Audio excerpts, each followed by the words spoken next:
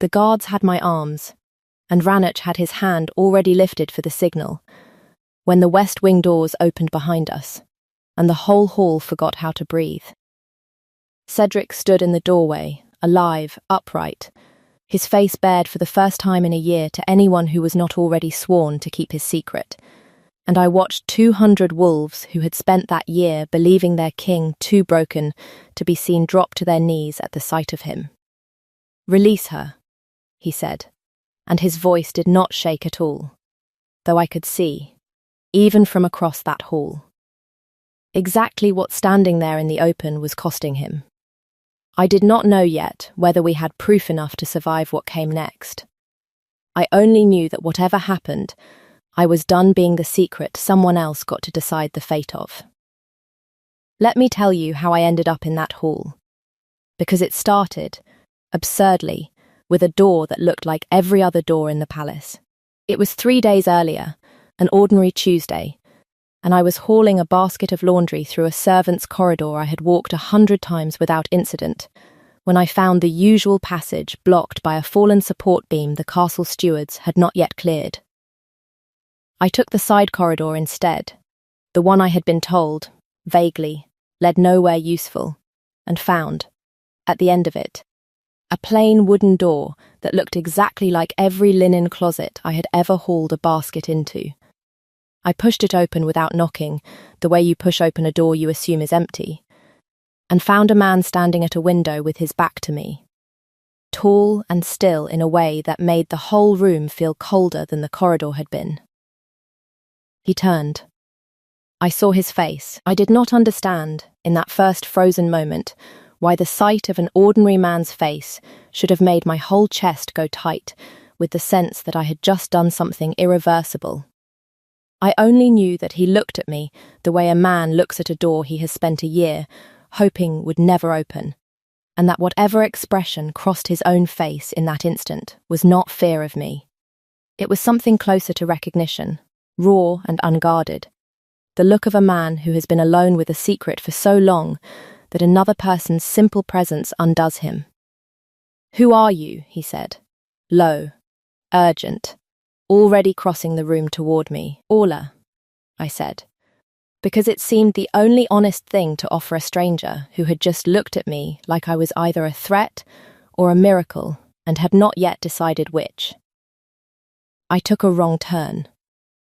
"I am sorry, I did not mean to. You cannot leave," he said.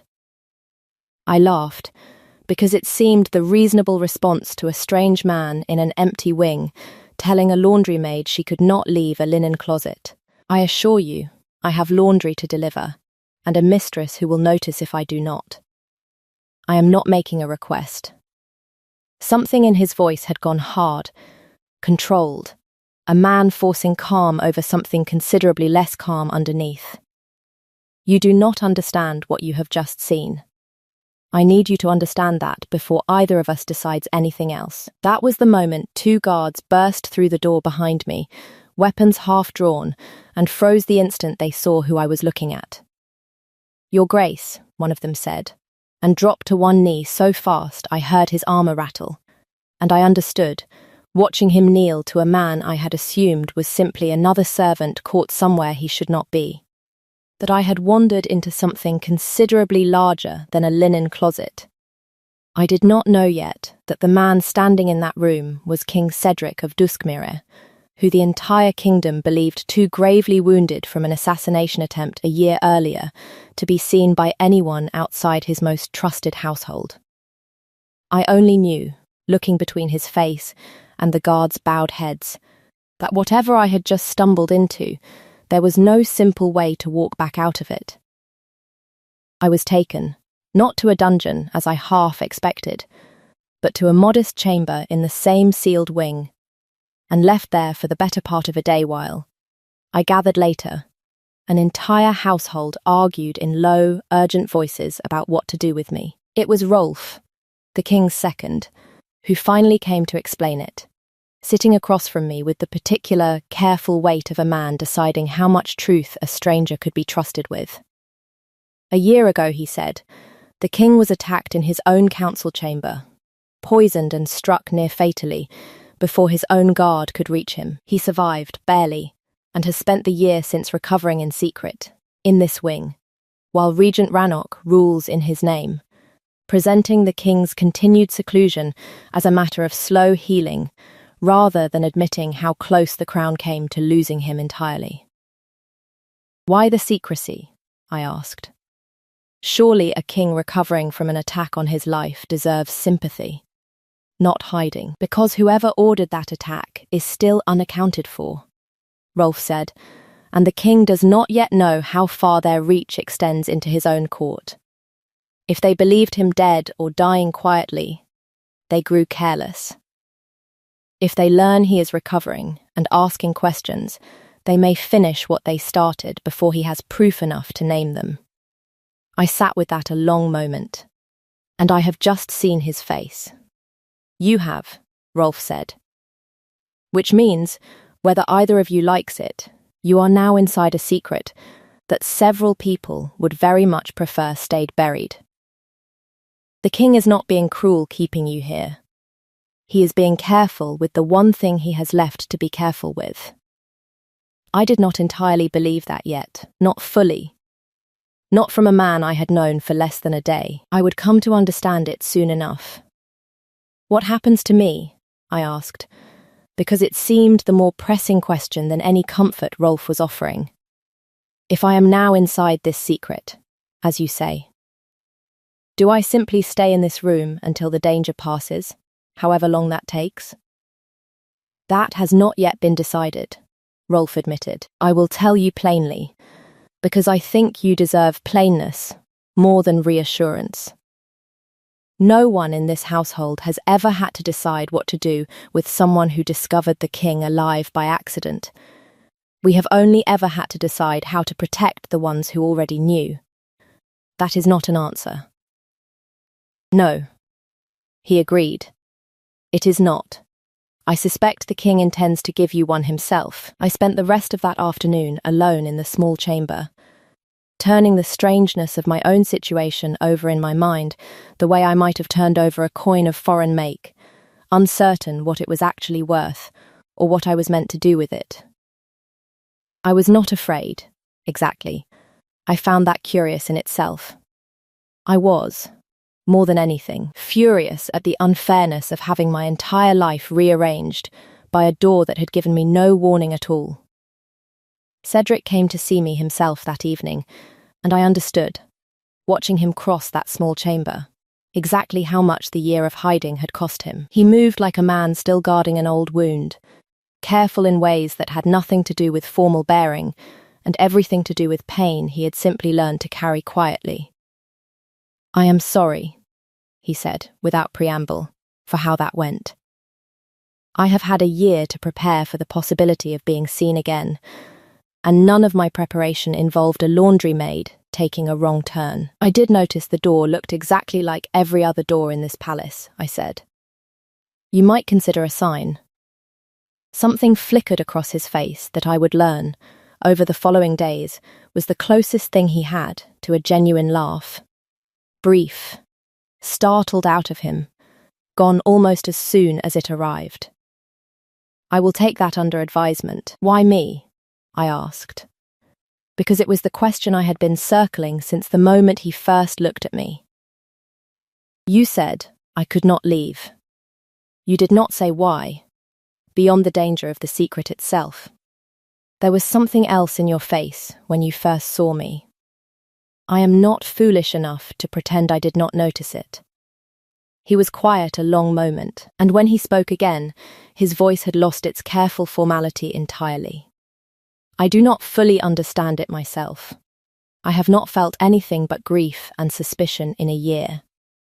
I looked at you and felt, for one moment, something that was neither of those things, and I do not know what to call it beyond the fact that it frightened me considerably more than the assassin's blade did. I did not have an answer ready for that, so I asked him something easier instead.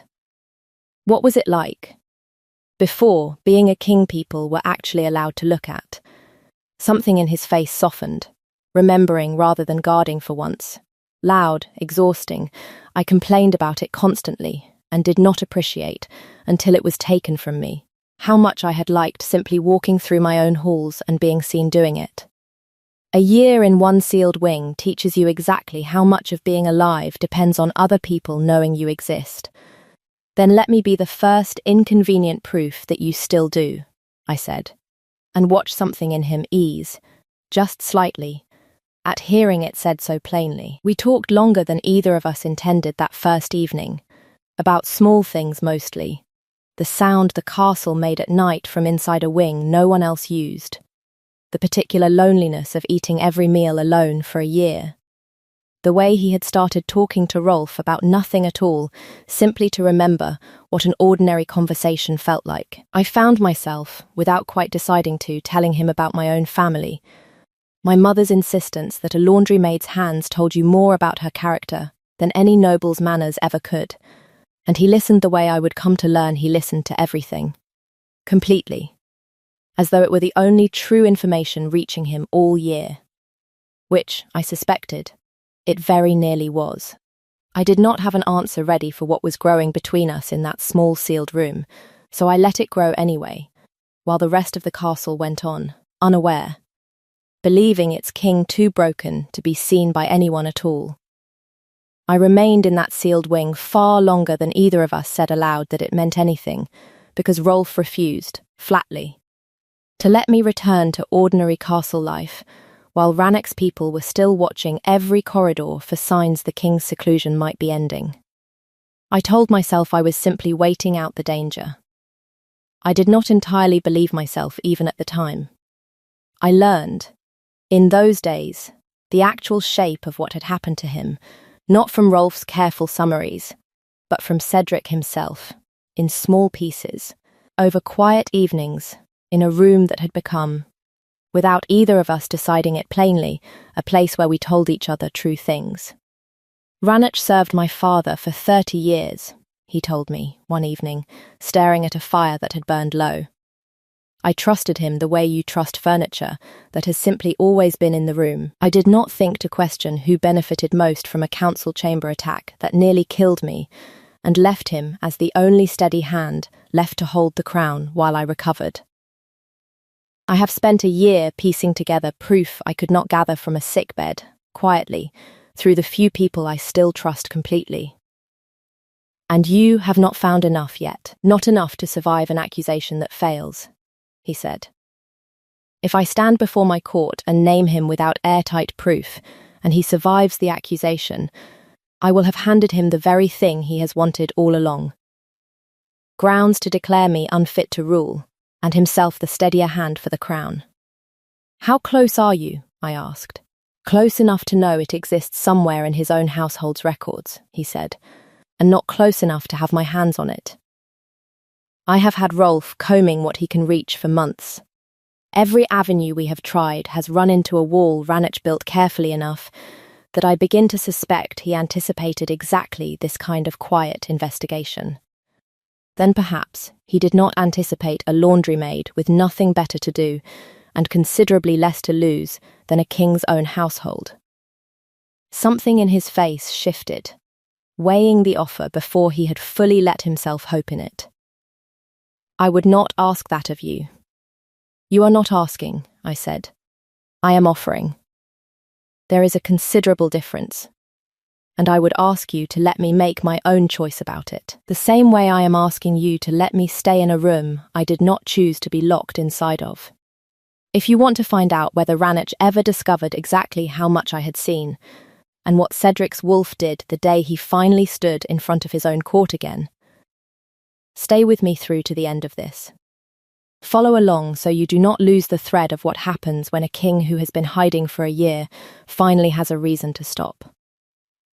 Then we find the proof, I said, and felt, saying it, the same reckless certainty that had once made me push open an unfamiliar door without knocking. I began going through what records Rolf could smuggle into that sealed wing without drawing attention. Supply requisitions, physicians' ledgers, the guest lists of the council chamber the night of the attack, and it was in the physician's own record, 3 days into my search, that I found the detail that finally mattered. The poison used against Cedric was rare, slow, and precisely calibrated, the kind requiring a physician's expertise to prepare correctly. And only one physician in Duskmira had the specific training to mix it in that exact dose. That physician had, for the past 11 years, been retained privately and exclusively by Regent Rannoch's own household. I sat with that ledger a long time, understanding, with the particular cold clarity of a fact rearranging everything around it, that the man ruling Duskmira in Cedric's name had very likely arranged the attack meant to end his reign before it truly began. I brought the finding to Cedric that same night, my hands not quite steady on the ledger's worn pages. He read it twice, in silence, and when he finally looked up, something in his face had gone colder and more certain than I had yet seen it. 30 years, he said, quiet. I called that man uncle, in private when I was young enough not to know better. I do not think I have ever hated anyone the way I hate him in this exact moment, and I find I am almost grateful for the clarity of it, after a year of only grief and suspicion tangled together with nowhere to land. Then, let the clarity be useful, I said. Not just felt. He nodded, slow, and I watched a king who had spent a year hiding begin, for the first time to plan instead. Rannoch, it turned out, had noticed something was different long before we had proof ready to use. He moved first through the simplest possible channel, a quiet reassignment order, delivered to my former mistress within the week, transferring the laundry maid, who had briefly gone missing in the castle's west corridors, to a distant household 2 days' ride away, citing a shortage of staff that did not actually exist. It was, I understood the moment Rolf told me of it, an attempt to remove me from the castle entirely before I became inconvenient in some larger way Rannoch had not yet named aloud. Cedric refused the transfer the moment he learned of it, quietly, but absolutely, through channels that did not require him to reveal himself at all. I do not know whether Rannoch understood, in that refusal, exactly how much danger his own position was now in. I suspect he understood perfectly, and simply decided the time for careful patience had run out. His second move came 6 days later, and it very nearly finished what the first attack had started.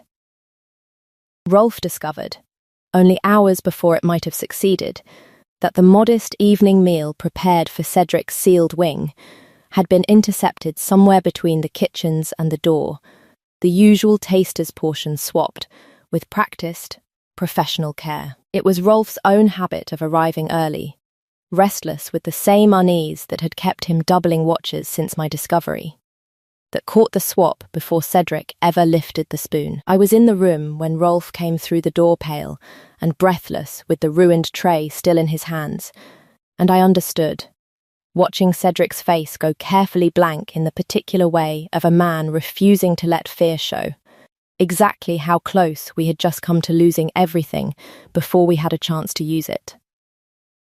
I did not sleep at all that night. I sat instead in the chair nearest his, neither of us speaking much, simply present. The way I had learned over those weeks was the only thing that ever actually helped. That is the closest either of us came to losing everything before we ever reached the throne room, and it told us, plainly, that whatever proof we had gathered needed to be used before Rannoch found a method that did not fail. We moved within 2 days, timed to land during the anniversary ceremony Rannoch himself had arranged, a formal court gathering, ostensibly to mark 1 year of his steady regency. In truth, I suspected, the moment he intended to quietly propose making his stewardship permanent. It was, Cedric decided, exactly the stage on which the truth would land hardest. I stood at the edge of that hall in a servant's plain dress, the only clothing I owned, while Rannoch delivered a long, practiced speech about sacrifice and steady leadership in a king's continued absence. And I watched 200 wolves nod along with every carefully rehearsed word. It was Rolf who moved first, presenting the physician's ledger before the assembled court and asking, plainly, why the one man in Duskmere qualified to prepare the poison used against the king had spent 11 years in Regent Rannoch's private employ. The hall's polite attention turned, in an instant, to something considerably sharper. Rannoch's composure held for exactly as long as it took him to begin explaining the ledger away as coincidence, and it was in the middle of that explanation that the west wing doors opened, and Cedric walked through them. That is the moment I told you about at the very beginning of this. The guard's hands still on my arms from an earlier, smaller scuffle Rannoch's own men had started, the moment they saw the ledger produced. Rannoch's hand lifted for a signal that never finished being given, and an entire hall dropping to its knees at the sight of a king they had been told for a year was too broken to stand in front of them. "Release her," Cedric said, and the guards did, instantly, and I watched Rannoch's face do the slow, catastrophic work of understanding that every careful piece of his year-long deception had just collapsed in a single moment he could not undo. "I have had a year to gather what I needed," Cedric said, his voice carrying to the back wall, despite the visible cost of standing, exposed in front of so many people for the first time since the attack. "A poison prepared by your own physician. A regency you were, I am told, quietly preparing to make permanent this very evening. I would ask the court to consider whether a man that patient in his ambition was ever truly serving the crown he claims he protected." Rannoch's wolf, straining beneath a composure that had clearly been cracking since the ledger's first mention, surged forward toward the throne with a final desperate aggression, and it was Cedric's own wolf, restrained for a year by a wound still not fully healed. That met him halfway across that hall, pinning him to the floor with a force that made the decision for the entire court before anyone needed to formally vote on it. The captives of Rannoch's long deception, once the truth finally stood in front of them undeniable, did something I had not expected. One by one, the very court that had knelt automatically to the throne, knelt again. This time deliberately, turning partway toward me as well, the laundry maid who had pushed open the wrong door and refused to disappear quietly when someone more powerful decided that would be convenient. Rannoch was stripped of his regency and his standing within the hour, his private accounts and his physician's practice seized for full inquiry, and he was escorted from Duskmere's halls in considerably less finery than he had worn delivering his anniversary speech that same morning. Cedric found me afterward in a quiet corridor outside that hall, still visibly unsteady from the effort of standing exposed for the first time in a year, holding the small brass key to the sealed west wing door that I had, without quite deciding to, kept in my apron pocket since the day everything changed. "I have spent 3 days trying to prove to you that you had not simply been trapped by a frightened, hiding man," he said. "And I do not think nearly losing my own throne in the process was the demonstration I had planned." "It worked anyway," I said, "though I would ask you not to repeat it. I do not intend to make a habit of it." He looked at the key still in my hand, then at me, something in his face finally losing the last of its careful, guarded formality. I do not know how to properly court a woman I first met by telling her she could never leave. I have had a year to grow poor at courtship and considerably better at hiding. "You already managed it," I said. "You told me the truth. Every evening, in a room with the door shut, when you had every reason not to trust anyone at all. That is the only thing you ever needed to do." When he kissed me, careful and uncertain, like a man who had spent a year believing himself finished with the possibility of being wanted for anything beyond his crown, I felt something in my own chest. Some quiet wariness I had carried since the moment 2 guards first dropped to their knees in front of me, finally settle. He claimed me before the full restored court a month later, once he was steady enough on his feet to stand through the whole ceremony unaided, his hand sure on the old iron circlet as he set it on my head himself, in front of every noble who had spent a year believing their king too broken to rule, and had just watched him prove otherwise.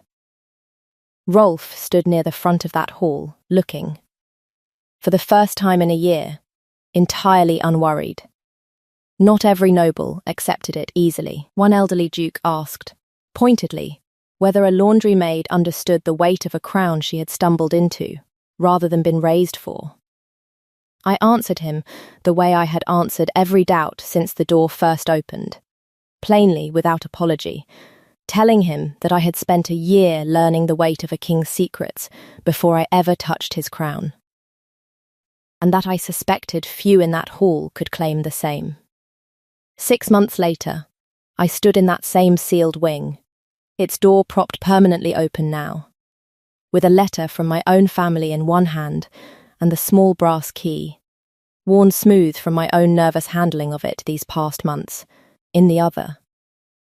My family's letter asked, carefully, whether it was true their daughter, once sent off with nothing but a laundry basket, was Queen of Duskmere now.